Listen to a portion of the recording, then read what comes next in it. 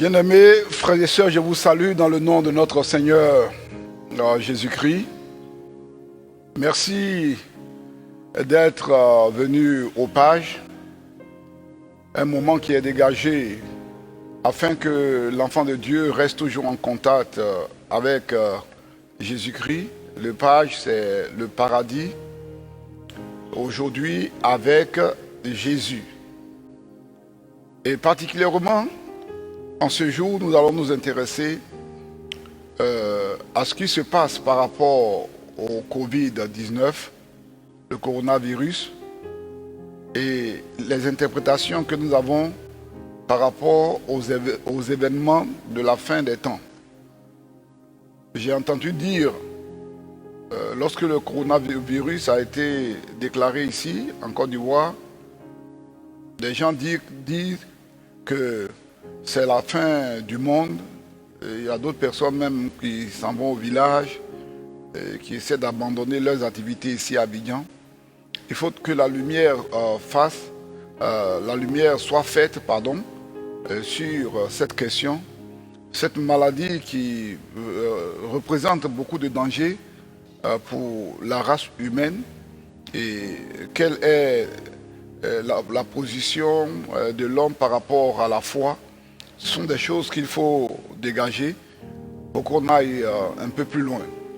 Voilà pourquoi nous sommes là. Chers auditeurs, vous avez l'occasion de poser les questions.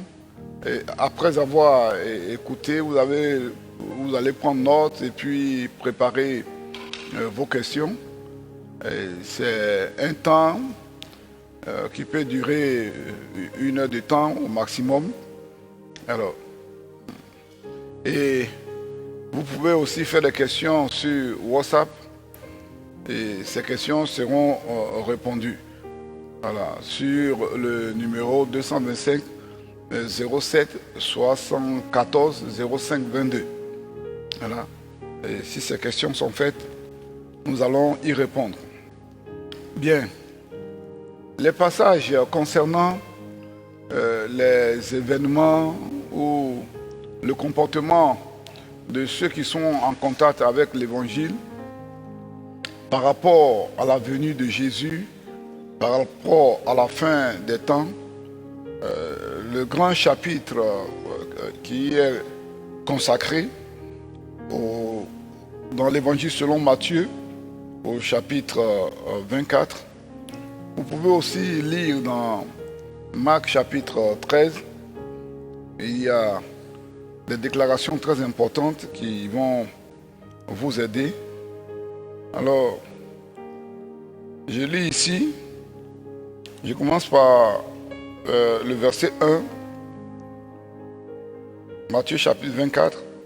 Comme Jésus s'en allait aux sorties du temple, ses disciples s'approchèrent pour lui en faire remarquer les constructions. Mais il leur dit, voyez-vous tout cela? Je vous le dis en vérité, il ne restera pas ici pierre sur pierre qui ne soit renversée. Il s'assit sur la montagne des Oliviers. Et les disciples vinrent en particulier lui faire cette question. Dis-nous, quand cela arrivera-t-il et quel sera le signe de ton avènement et de la fin du monde? Alors, Jésus leur répondit, prenez garde que personne ne vous séduise, car plusieurs viendront sous mon nom disant, c'est moi qui suis le Christ, et ils séduiront beaucoup de gens. Nous allons nous arrêter là pour la lecture. Il s'agit du Covid-19 dans le contexte des événements de la fin, c'est-à-dire des événements se rapportant au retour de Jésus-Christ et le jugement dernier. Il y a beaucoup d'incompréhension sur cette question. La question que les disciples ont posée à Jésus-Christ à trois facettes. Ce n'est pas une seule question comme ça. On peut dire que les disciples ont posé trois questions à Jésus. Ils ont demandé quand il va arriver, il va revenir, et le signe de son avènement et de la fin du monde. Vous voyez, déjà dans le contexte du Covid-19, les gens parlent de la fin du monde en considérant les grands pays qui, dans un premier temps, n'arrivent pas à contrôler cette maladie. Les gens auraient cru que dès qu'on parlerait du Covid-19, la semaine qui va suivre, le vaccin va être trouvé, le remède curatif va être trouvé. Comme ça prend du temps, donc la peur gagne du terrain et on pense même à la fin du monde. Pour l'instant, il n'en est pas question. Donc je vais dégager les trois questions qui ont été posées à Jésus. La première question, c'est quand Jésus va arriver et quel est le signe de son avènement et le signe de la fin du monde. Pour le retour de Jésus, il n'y a pas besoin de faire beaucoup de commentaires. Quand il va arriver, la Bible est claire. Jésus lui-même l'a dit qu'il ne connaît ni l'heure, ni le jour, ni l'année, ni l'heure, ni le jour. Donc, celui qui essaie de fixer un jour, de fixer un temps, il va facilement se tromper. Il y a des chefs religieux qui ont tenté, qui ont fait partie même leurs adeptes sur une montagne, et le chef a dit qu'à minuit Jésus devait arriver. Les gens ont vendu leurs biens, particulièrement les maisons, ils ont fermé les affaires, et puis ils sont allés s'arrêter sur une montagne jusqu'à minuit 00. On n'a pas vu le Christ venir. Minuit, 1 minute, jusqu'à ce qu'il fasse jour. Et les gens sont redescendus pour reprendre le cours normal de la vie. Donc, ne cherchez pas à faire des calculs par rapport à quand il va arriver. Ceux qui ont pris beaucoup de temps pour faire des calculs, dès qu'un personnage influent arrive sur la scène de la vie, déjà, avec ces méthodes qui sont jugées un peu rudes, les gens le prennent pour l'antichrist. Ils considèrent que cette personne-là va devenir l'antichrist. On sait que l'antichrist ou l'antichrist, c'est une personne qui sera investie de la toute-puissance de Satan. Mais il faut que cette personne ait l'occasion d'être remplie et d'agir. Mais il y a quelque chose maintenant qui empêche tous les mauvais comportements de se réaliser absolument. Il y a la présence du Saint-Esprit et la présence de l'Église. Alors, dire que c'est la fin des temps, non. L'Église est encore là. Le Saint-Esprit est encore là. Donc, personne ne peut parler de la fin des temps pour l'instant. C'est la première remarque que nous faisons. Maintenant, parlons du signe du retour de Jésus et de la fin du monde. En parlant du retour de Jésus, il y a deux choses qu'il faut séparer. La première chose, le fait que Jésus va venir prendre l'Église. C'est-à-dire les chrétiens, tous ceux qui croient en Dieu à travers le Christ, qui va venir chercher les morts en Christ, que le Christ va venir ressusciter et avec les vivants, aller dans la présence de Dieu. C'est ce qu'on appelle la parousie. La parousie, c'est lorsque il vient et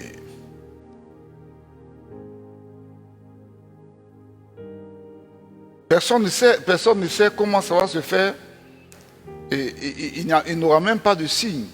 Parce que la partie où il est dit que on va voir le Fils de l'homme revenir sur la terre, le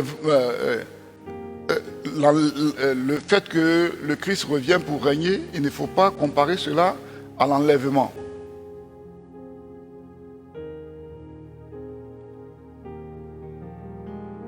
Je parle de l'enlèvement dans un premier temps.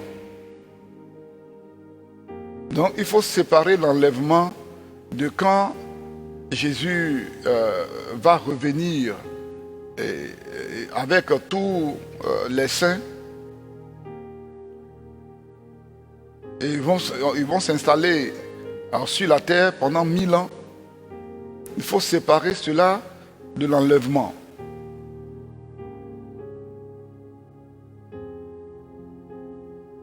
J'ai fait une pause pour que vous puissiez bien comprendre ce que je suis en train de dire.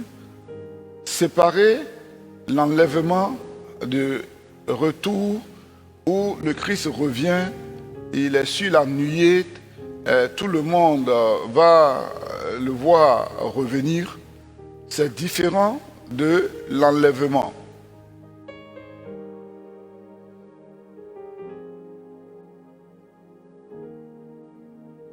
Maintenant, pour aller un peu plus loin, je voudrais faire une ouverture par rapport à l'eschatologie dont nous sommes en train de parler. Quand on parle des événements de la fin des temps, cela est appelé l'eschatologie. Alors, il y a plusieurs manières d'aborder les choses. Plusieurs manières. Plusieurs interprétations. Celui qui comprend bien l'eschatologie, il va bien interpréter l'Apocalypse. Celui qui comprend bien le cours sur l'eschatologie, il va bien interpréter le livre de l'Apocalypse. Il y a plusieurs manières d'interpréter par rapport au retour de Christ. Puisque nous parlons du coronavirus, c'est-à-dire il s'agit des souffrances, les difficultés que les gens vont rencontrer. Parce que le coronavirus se présente comme une grande difficulté aux yeux des êtres humains actuellement. Donc l'interprétation du retour de Jésus souvent se fait en 3 parties. Il y a des gens qui lisent toujours la Bible et qui disent que c'est après 1000 ans, que les difficultés relatives au retour de Jésus seront ressenties par les êtres humains. Il y en a qui disent que c'est au milieu, pendant que le Christ reviendra. Je vous ai bien dit de faire la différence entre l'enlèvement de l'Église et quand Jésus va revenir encore s'installer sur la terre avec l'Église. Donc, je suis maintenant dans le fait qu'il va venir s'installer Mais avant, il aura des souffrances. C'est dans ça que la question sur le coronavirus est posée. Alors,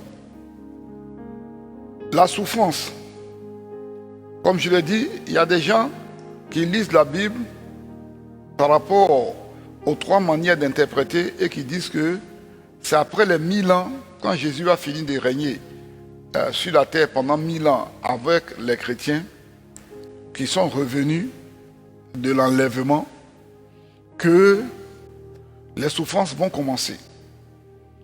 Il y en a qui disent que c'est lorsque le Christ sera là avec les chrétiens que la souffrance va commencer. Et il y en a qui disent que la souffrance va commencer bien avant même que le Christ ne revienne.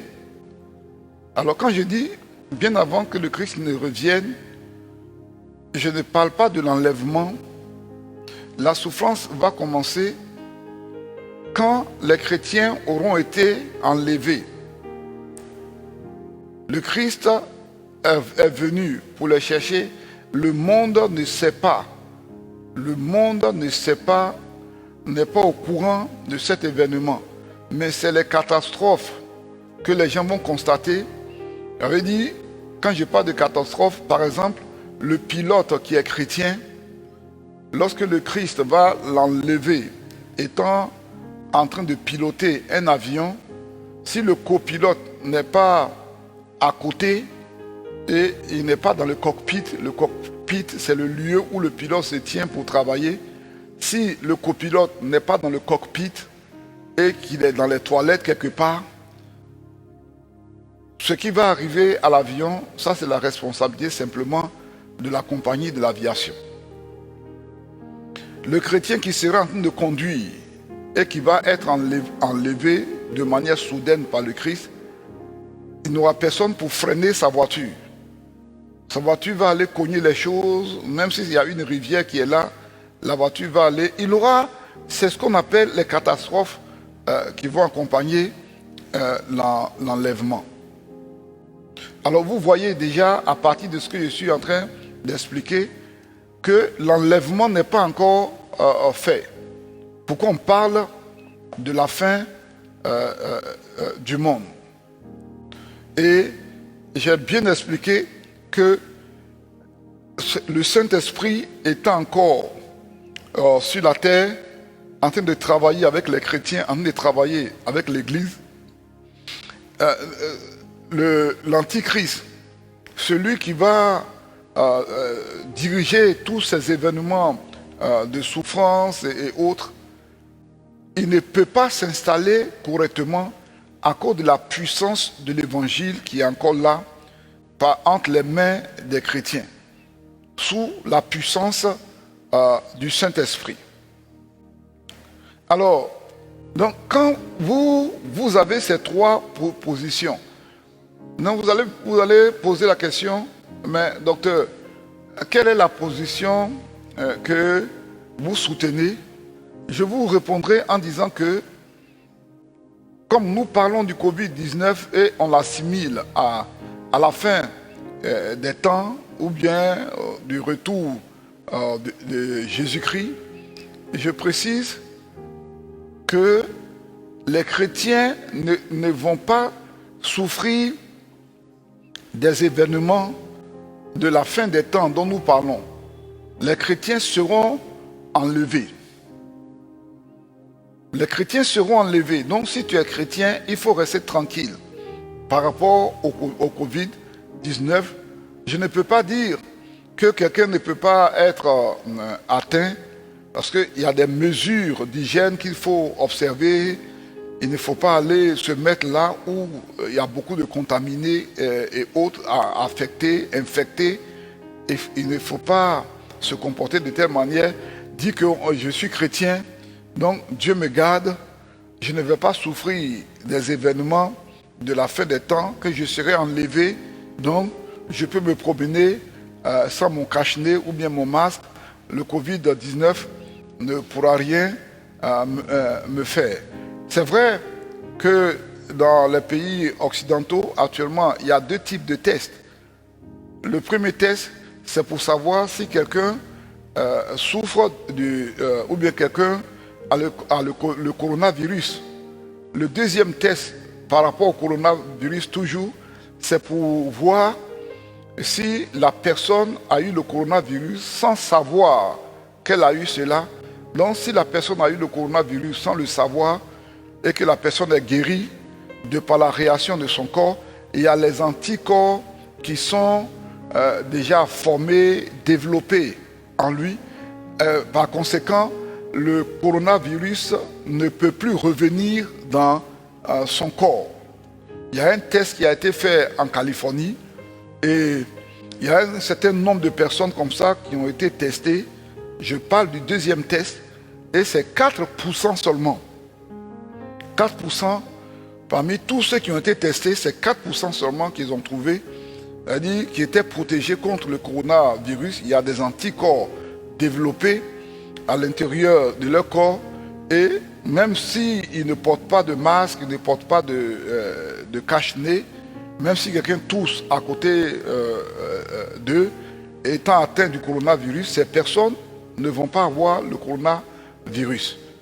Voici ce qui est de l'explication à fournir.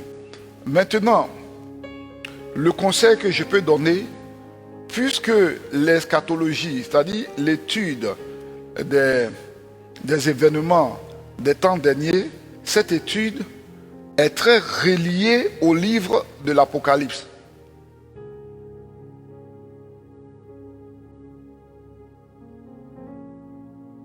Cette étude étant reliée au livre de l'Apocalypse, la meilleure manière de faire la distinction, c'est d'apprendre le grec.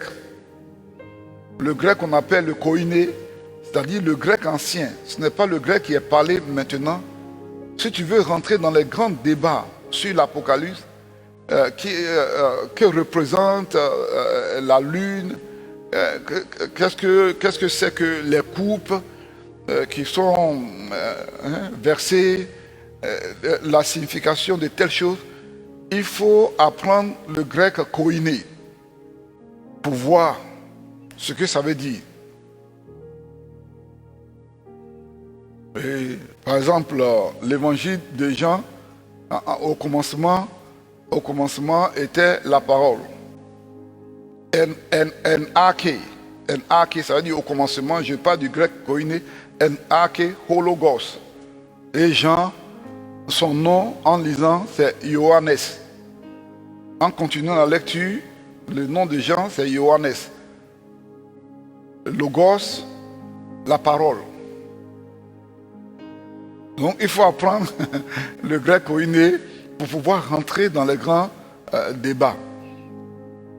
Sinon, le tableau que je viens de présenter, si vous l'observez, vous allez voir qu'il y a des choses qu'on ne peut pas accepter.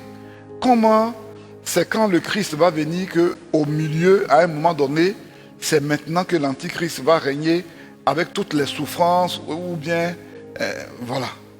Le Christ est là.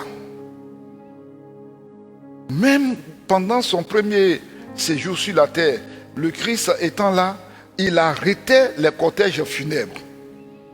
Il y a des guérisons que le Christ a eu à faire, les gens n'ont pas demandé. Les gens n'ont pas demandé. Ça, c'est une autre question. Il est parti à la piscine de Bethesda. Le malade de 38 ans étant couché là-bas, il lui a demandé, est-ce qu'il veut être guéri? Le malade a répondu. Ce n'est pas le malade qui a dit, mais tu es le Christ, viens me guérir. Est-ce que tu veux être guéri? Il y a des miracles qu'il a eu à faire. Voyez? Donc, quand le Christ est là, tous ceux qui sont partis à lui pour chercher le secours, il les a secourus. Bartimée a été secouru. L'aveugle, il a été secouru. Le fou de Gadara a été délivré. Donc quand le Christ sera là, pour dire qu'il est là, et puis il va voir la souffrance des gens comme ça, pendant son règne de 1000 ans, c'est là que les gens Mais la Bible dit qu'il va les paître avec une verge de fer. Il va paître, ça veut dire qu'il va diriger la population de la terre avec une verge de fer. C'est-à-dire les gens seront soumis à son règne. Voyez? Et quand le règne de Christ est là, tout ce qui accompagne comme délivrance, comme paix, comme guérison, tout est réuni.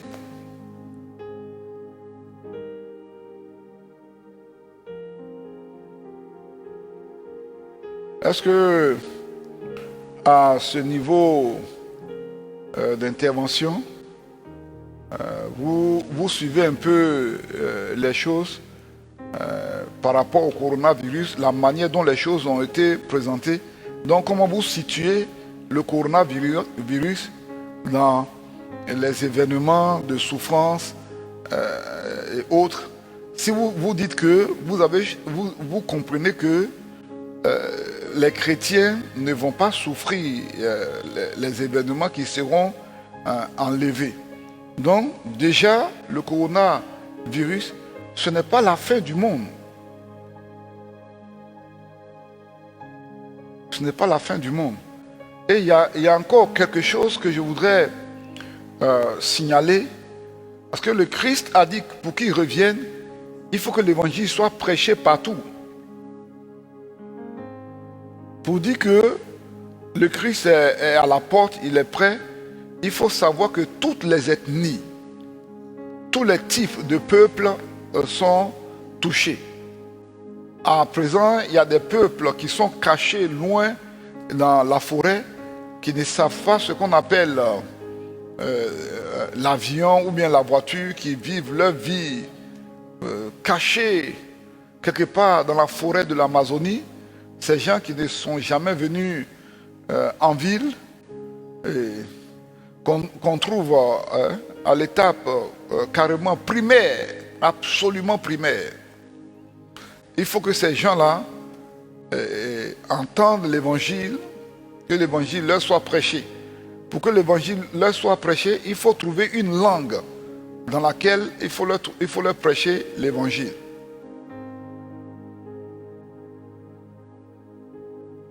Je prends un exemple. Si c'est le bété, l'ébrié, le baloué qui est parlé uniquement, si c'est une seule langue parmi ces langues que j'ai citées, le Taguana et autres, toutes les langues qui sont en Côte d'Ivoire, si c'est une langue qui est parlée, mais quand l'évangéliste va venir, il va nous prêcher dans cette langue parce que c'est la langue qu'on comprend. Et il faut qu'il apprenne cette langue. Il faut qu'il étudie. Donc, pour gagner les peuples non atteints, c'est encore une autre stratégie.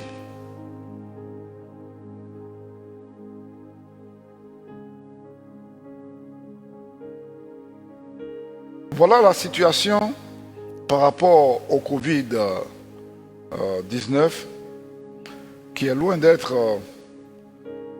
un événement de la fin des temps qui peut être classé uniquement que parmi les pestilences qu'on peut voir, les difficultés qu'on peut observer, plusieurs comme les guerres et les rumeurs de guerre dont on parle. Si tu choisis que les chrétiens seront enlevés, c'est une position. Si tu dis que le Christ va venir et c'est pendant son règne que la souffrance sera là, si tu dis que c'est après son règne, c'est ce qu'on appelle prémillénariste, amillénariste, c'est-à-dire pendant le règne millénaire, et post-millénariste, c'est-à-dire c'est après le millénaire. Oui. Moi, je suis prémillénariste. Voilà la position avec laquelle je vous enseigne. Vous voulez connaître, voilà ma position. Voici la position que je vous donne. Moi, je crois que les chrétiens seront enlevés.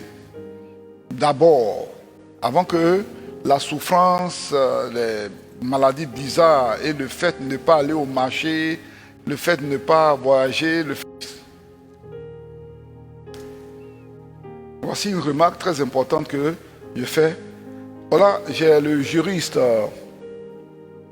Louis Kouka avec moi. Et il y a certaines questions qu'il va poser. Et en écoutant, vous avez aussi le droit de poser des questions sur les ombres d'incompréhension qui se présentent à vous, les points d'ombre qui se présentent à vous dans cet exposé. Mais seulement, je fais une petite synthèse.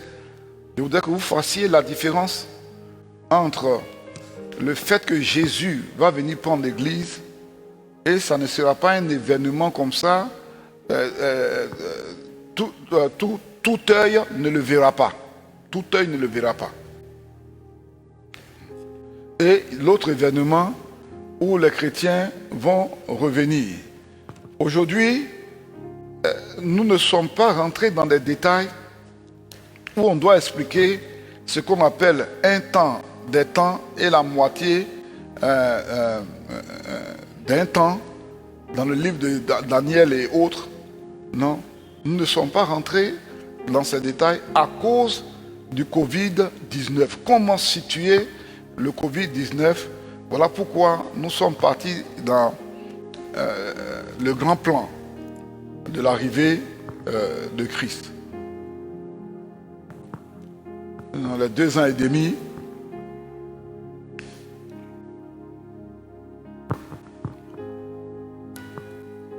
bien-aimé, après donc ce brillant exposé du docteur, nous allons procéder à quelques questions utiles pour pouvoir nous permettre de mieux comprendre ce que l'homme de Dieu a démontré ce soir.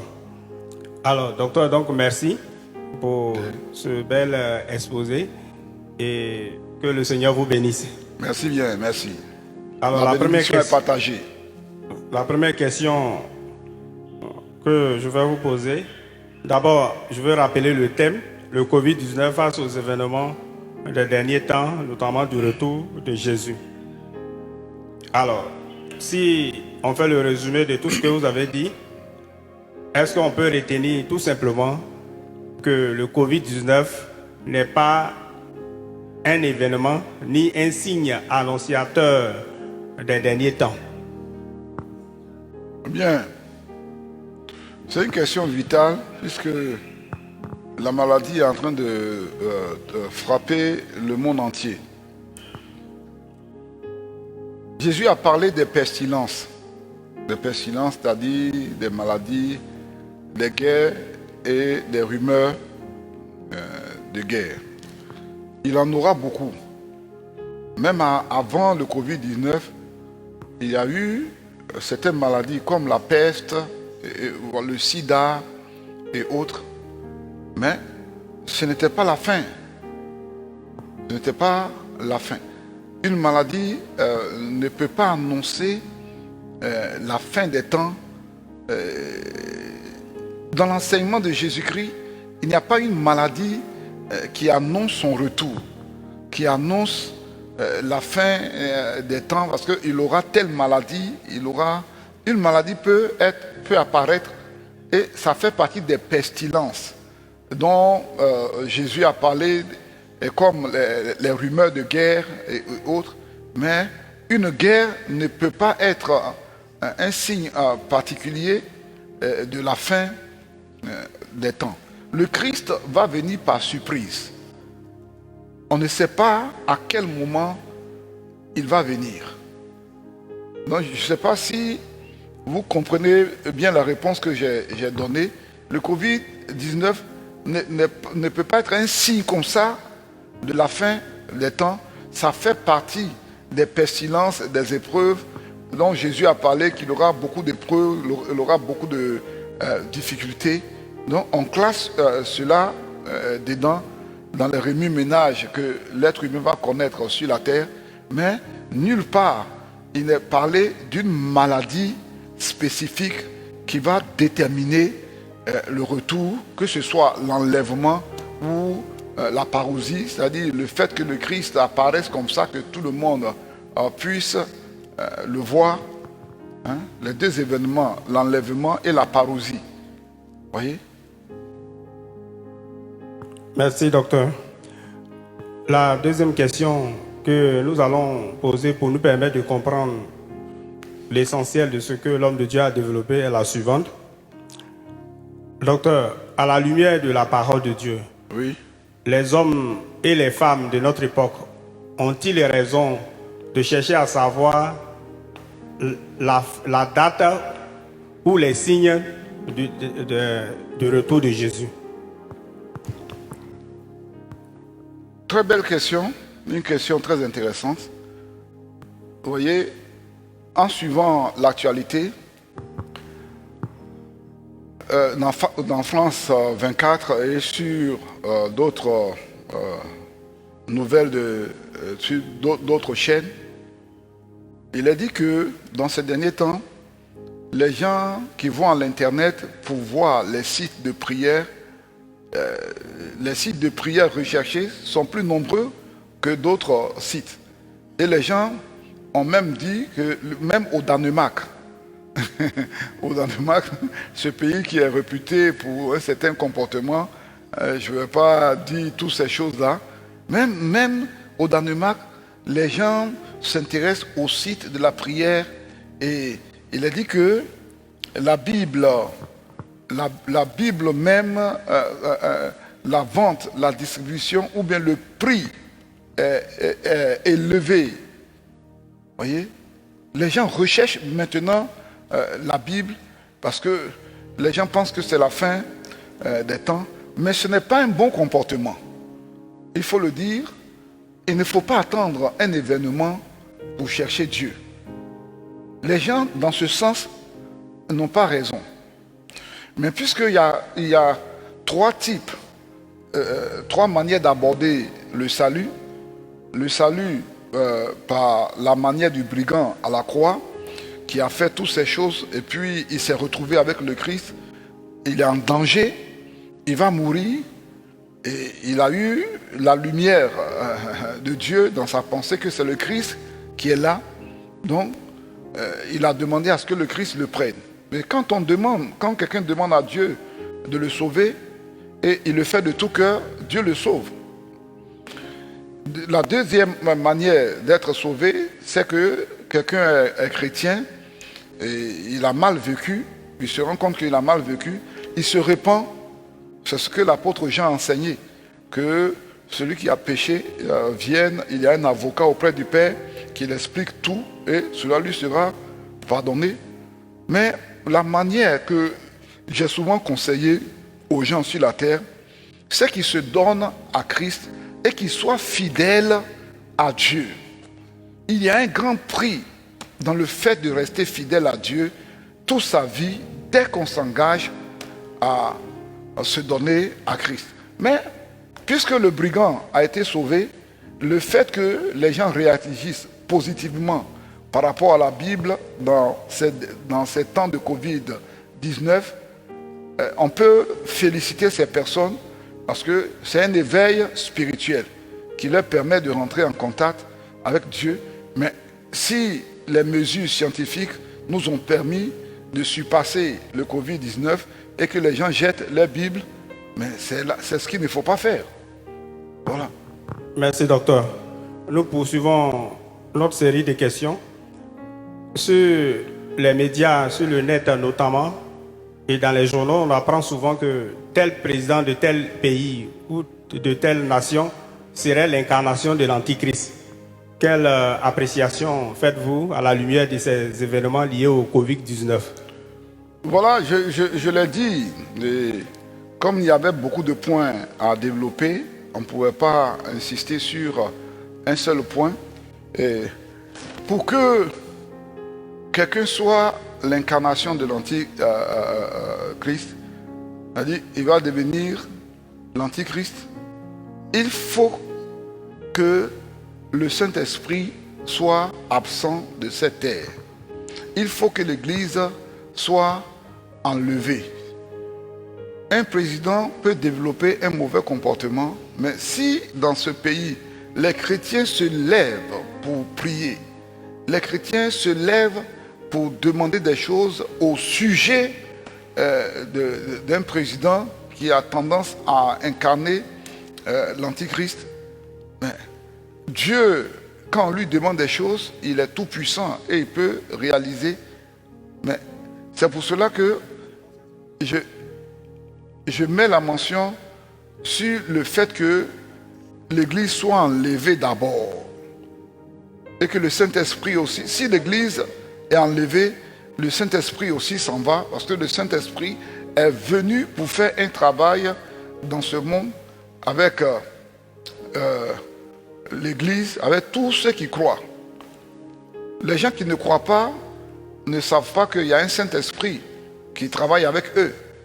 Ce sont les chrétiens qui sont au courant des nouvelles que le Saint-Esprit leur apporte, et la révélation de Dieu que le Saint-Esprit confie aux chrétiens, le renforcement de puissance spirituelle à travers la prière. Donc, quelqu'un peut manifester un mauvais comportement.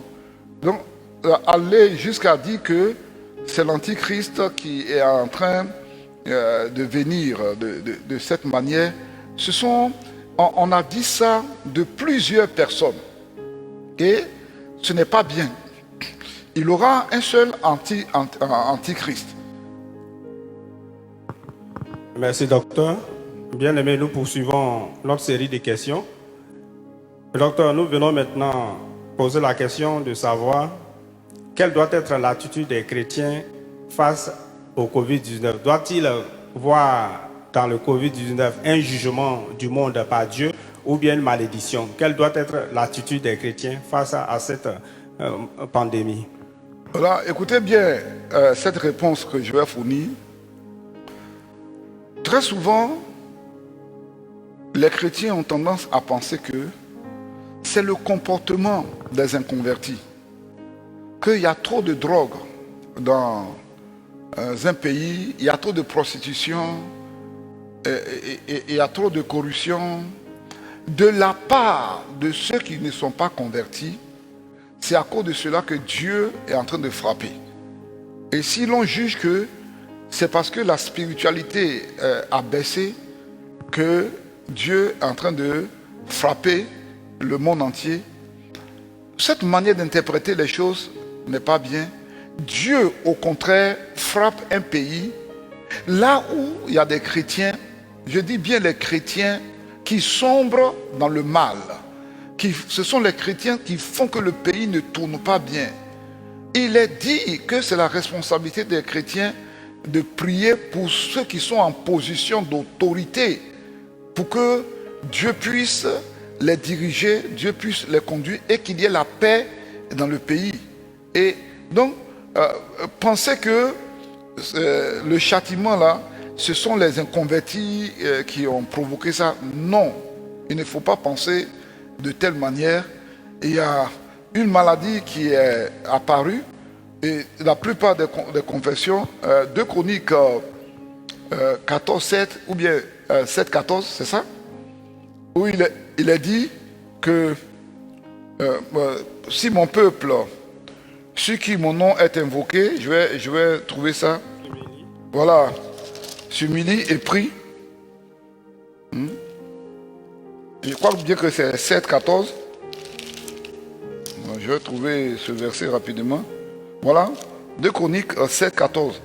Si mon peuple, sur qui est invoqué, mon nom s'humilie, prie et cherche ma face, et si se détourne de ses mauvaises voies, je l'exaucerai des cieux.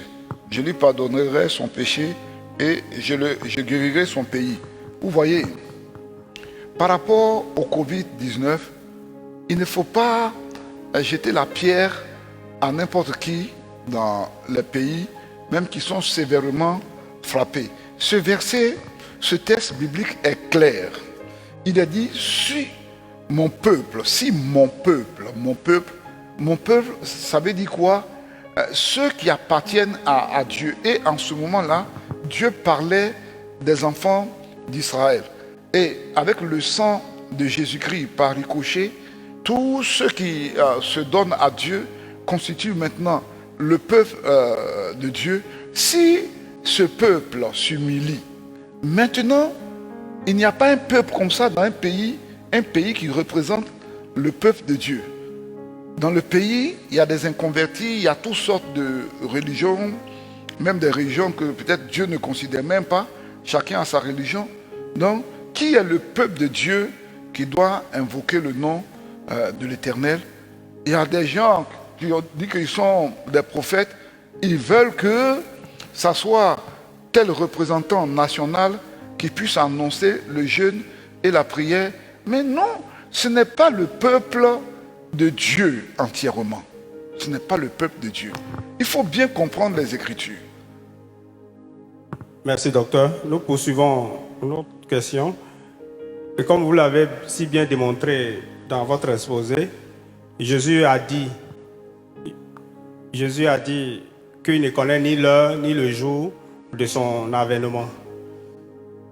Maintenant, sur cette base, comment est-ce que le chrétien ou l'humanité devrait pouvoir bien préparer le retour de Jésus, puisqu'on ne sait ni l'heure ni le jour? Comment s'y prendre pour être sûr, pour être certain qu'on sera à la bonne place, c'est-à-dire enlevé avec Jésus? Comment faire?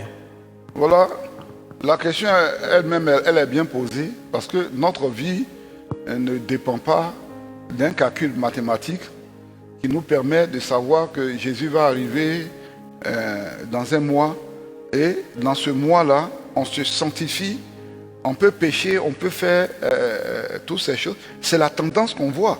Comme il y a une maladie qui tue facilement, donc les gens achètent beaucoup les Bibles, les gens vont sur les sites de la prière pour apprendre à prier et toutes ces choses. Mais ce comportement n'est pas bien devant Dieu. Dès qu'on a reçu l'évangile, chaque jour, il faut marcher avec Dieu. Chaque jour, il faut prier Dieu. Il ne faut pas attendre un événement malheureux pour pouvoir prier. Il faut garder la communion avec Dieu. Et c'est ce que Josué disait aux enfants d'Israël dans Josué le chapitre 24. Ce qu'il disait aux enfants d'Israël, il leur disait que mais, vous n'aurez pas la force de servir l'Éternel, parce que l'Éternel est un Dieu qui est saint. Et il est un Dieu qui est jaloux.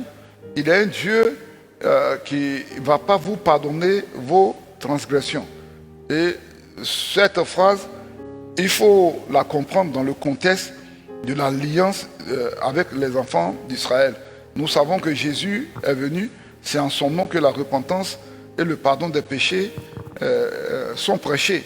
Mais dans le contexte de l'alliance, celui qui s'écarte des termes d'alliance et qui refuse de revenir totalement, Dieu ne va pas pardonner ses péchés. Et la même chose se voit aussi dans le Nouveau Testament. Étant chrétien, si tu t'engages à pécher et tu ne veux jamais te repentir, à un moment donné, Dieu ne peut plus pardonner tes transgressions. Donc, c'est une vie quotidienne avec Dieu qu'il faut. Une vie quotidienne où Jésus, avant le lever du jour, se levait pour prier. Il cherchait la force spirituelle qu'il va utiliser pour aborder le jour. C'est ce travail que le chrétien doit faire. Il faut vivre avec Dieu chaque jour. Il faut suivre l'actualité de sa vie spirituelle avec Dieu. C'est-à-dire être au courant de ce qui se passe dans ton comportement spirituel avec Dieu chaque jour. C'est de ça que nous parlons.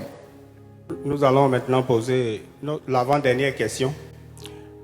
Docteur, quand on regarde tous ces événements eschatologiques, est-ce que ça doit être des événements de joie ou bien des événements de tristesse? Je veux dire, le fait que la Bible ait prévu tous ces événements, ça doit être un sujet de joie pour les chrétiens et pour l'humanité, ou alors ça doit être un sujet de peur, parce qu'on a l'impression que chaque fois qu'on parle de la fin des temps, les gens ont peur, les gens sont tristes. Comment comprendre ces choses? Bien. Voilà, parmi les événements qui se déroulent sur la terre, il y a des événements soit qui sont causés par le développement scientifique. la pollution, c'est quelque chose qui est causé par le développement scientifique. Et s'il y a une maladie issue de la pollution, ce n'est pas de la volonté de Dieu. Et s'il y a une attaque de l'ennemi, de Satan, contre les hommes, ce n'est pas de la volonté de Dieu que ces choses arrivent. Parce que Dieu ne veut pas être responsable de la mort de quelqu'un. Donc, je le dis ouvertement, comment est-ce qu'on va se retrouver devant le trône blanc de jugement de Dieu?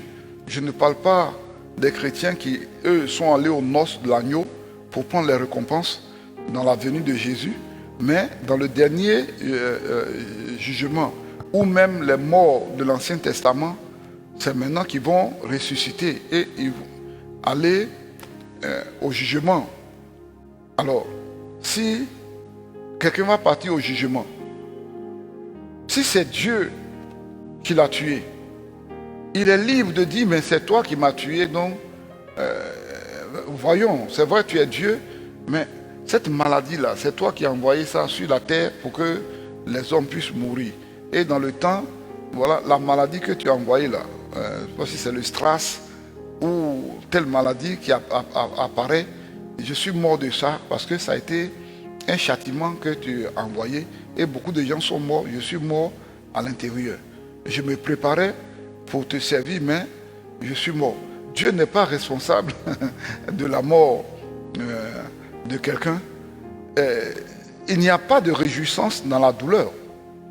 Actuellement, ni les chrétiens, ni les inconvertis ne peuvent se réjouir parce que c'est un temps de douleur qui est causé par le Covid-19. Donc, il est très loin de nous de parler de la joie, c'est-à-dire à cause des événements qui arrivent, se réjouir. Non, un événement difficile n'a jamais été la cause de la joie.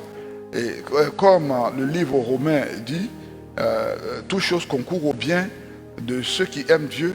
Mais quand cette chose se présente, ce n'est pas un sujet de joie d'abord pour le chrétien, mais c'est parce qu'il est chrétien, il se confie à Dieu et il demeure dans la volonté de Dieu jusqu'à ce que l'événement qui cause la douleur puisse passer et que sa vie chrétienne soit enrichie. En ce moment, ça concourt à son élévation, ça concourt à le fortifier. Merci, docteur. Nous savons que notre Dieu, il est infiniment bon. Et cela fait que beaucoup de chrétiens du monde entier se posent cette question. Comment notre Dieu qui est si bon, il connaît la négativité du coronavirus. Pourquoi n'a-t-il pas agi pour l'enlever et il a permis que cela arrive? Je ne sais pas, qu'est-ce que vous pouvez leur dire pour les rassurer? Bien, l'origine du coronavirus est recherchée activement. Hier même dans les nouvelles, les gens ont présenté les chauves-souris, les pangolins, et dit que les gens consomment certains animaux, surtout les animaux sauvages, et même voir les animaux qui sont à la maison autour de l'homme, des chiens qui sont élevés pour la consommation, et toutes ces choses. Ou bien, il y a des gens qui accusent le passage du G4 voilà, à la G5 que nous utilisons dans nos mobiles et le rayonnement étant grand. Nous savons que dans le corps humain, il y a des circuits électriques. Lorsqu'il y a des radiations de ces G5 ou bien 4, ça affecte le corps. Et naturellement, le corps réagit. Et le corps va produire des anticorps ou bien certains virus. Si ça échappe, ça peut contaminer d'autres personnes. Ou bien pour des tests de virus, comme les gens au départ ont essayé d'expliquer que le corona, ce n'est pas un virus qui a été fait pour attaquer l'homme, mais c'est un vaccin contre le sida qui est recherché. Même s'il y a eu une mauvaise manipulation et que ça a touché la vie de l'homme, ce n'est pas de la volonté de Dieu que cela se passe de cette manière. Non, que la population du monde que les Ivoiriens, les chrétiens puissent rester tranquilles. Dieu ne va jamais jeter un mauvais sort comme ça sur nous. Son désir, c'est qu'on s'approche de lui. Voilà.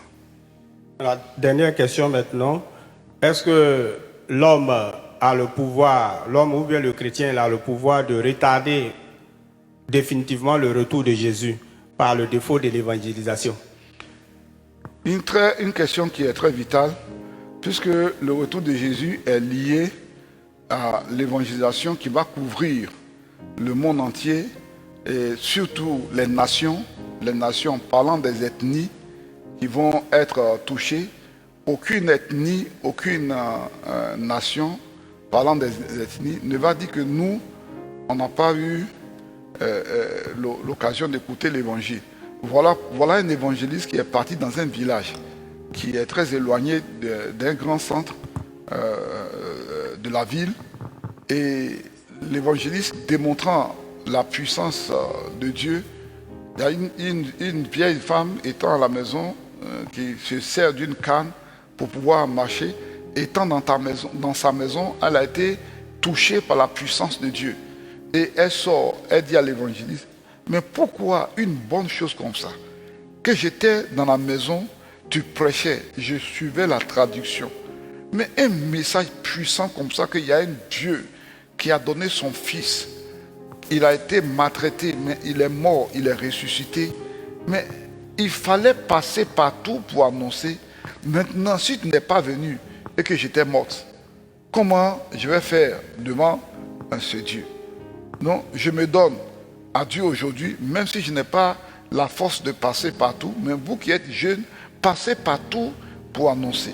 Donc, comme tu le dis, l'homme peut retarder le retour de Jésus ou précipiter, peut-être le mot précipiter est trop, mais concourir au retour de Jésus en évangélisant, en cherchant à toucher toutes les ethnies dont la Bible parle.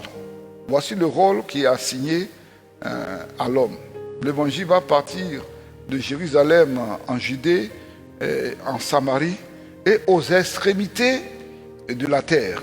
Et c'est l'homme qui doit faire ce travail. Vous voyez qu'il y a plus de 2000 ans.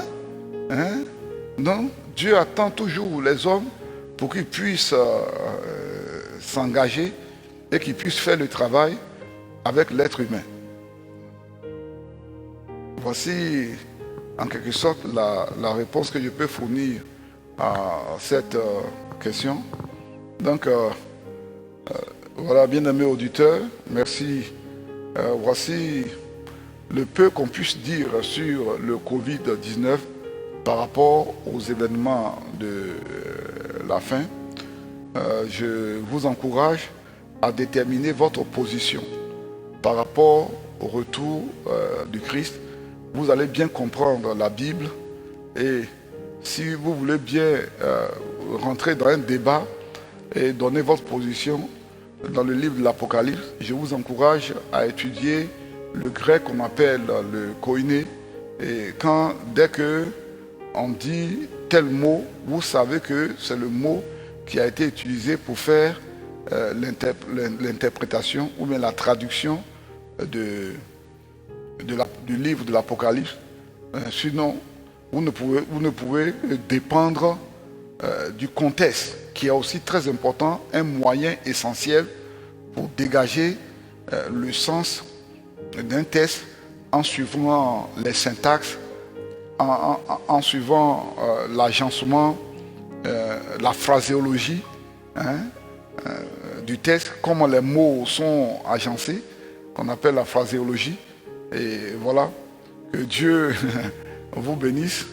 Et retenez bien les numéros qui ont été communiqués, le 49 32 68 73, 49 32 68 73 et 07 74 05 22. Ce sont des numéros Orange Money et MTN aussi, le 225 06 99 80 25. Vous allez voir ces numéros dans la bande défilante. Et aussi Move, le 40 64 16 06. Que Dieu vous bénisse. Si vous voulez prier avec nous, puisque les rassemblements ne sont pas permis actuellement à cause de ce Covid-19 dont on a parlé, envoyez-nous vos contacts, vos numéros de WhatsApp. Vous envoyez le numéro de WhatsApp sur le 07 74 05 22 qui est un numéro de WhatsApp, et vous allez nous rejoindre sur ce qu'on appelle le Zoom. Tu vas nous voir, même si c'est 100 personnes, 200 personnes, on va se voir sur l'écran. Tu vas me voir, je vais te voir, et on va prier ensemble, sans qu'on ait besoin de venir ensemble. Et cela, on le fait les mardis soirs, à partir de 17h30, la connexion commence, et à 18h, au plus tard 18h15, la prière commence. Le vendredi aussi, c'est ce qu'on appelle la mini-veillée. La connexion commence à 17h30 jusqu'au plus tard 18h15, la prière commence, et pour le vendredi, on va jusqu'à 19h45. Que Dieu vous bénisse. Et demain, vous pouvez être toujours connecté au Facebook du docteur Couton-Claver pour le page, il dit le paradis, aujourd'hui avec Jésus, et jusqu'au vendredi, vous aurez droit à une prédication et à la direction de la prière. Que Dieu vous bénisse. Voilà, nous prions ensemble. Père, merci pour ton nom qui est grand, merci pour ton nom qui est merveilleux. Nous te bénissons pour Jésus-Christ que tu nous as donné. C'est un don, c'est une grâce. À travers Jésus, nous te rencontrons et nous avons la grâce de revivre avec toi cette vie que nous avons perdue dans le jardin d'Éden avec le péché d'Adam. Le Christ est venu pour rétablir les choses. Et nous crions gloire à Dieu. Nous disons Abba Père, parce que nous sommes devenus enfants de Dieu. Yahweh, merci pour la puissance de l'évangile. Cette grâce que tu nous as accordée de vivre chaque jour avec toi. Nous prenons de nouvelles forces chaque jour dans nos moments de prière et de méditation de la parole de Dieu. Le Saint-Esprit est là. Il nous mène vers les eaux paisibles. Il nous fait des révélations afin que les pièges du malin soient évités. L'Éternel est vivant et l'évangile, c'est la puissance de Dieu pour le salut de quiconque croit. Comme Jésus a utilisé la puissance de Dieu, notre vision de l'évangile, c'est que nous utilisions la puissance de Dieu pour vivre sur cette terre. Gloire soit rendue à l'Éternel Dieu, au nom de Jésus-Christ. Amen. Bien-aimés, que Dieu vous bénisse. Alléluia. Mon frère, ma soeur, quelles que soient les épreuves que tu traverses dans ta vie, même si tu penses qu'il n'y a plus d'espoir, je connais quelqu'un qui peut changer ta situation. Il est le spécialiste des cas impossibles. Son nom est Jésus. Et avec lui, tout va bien.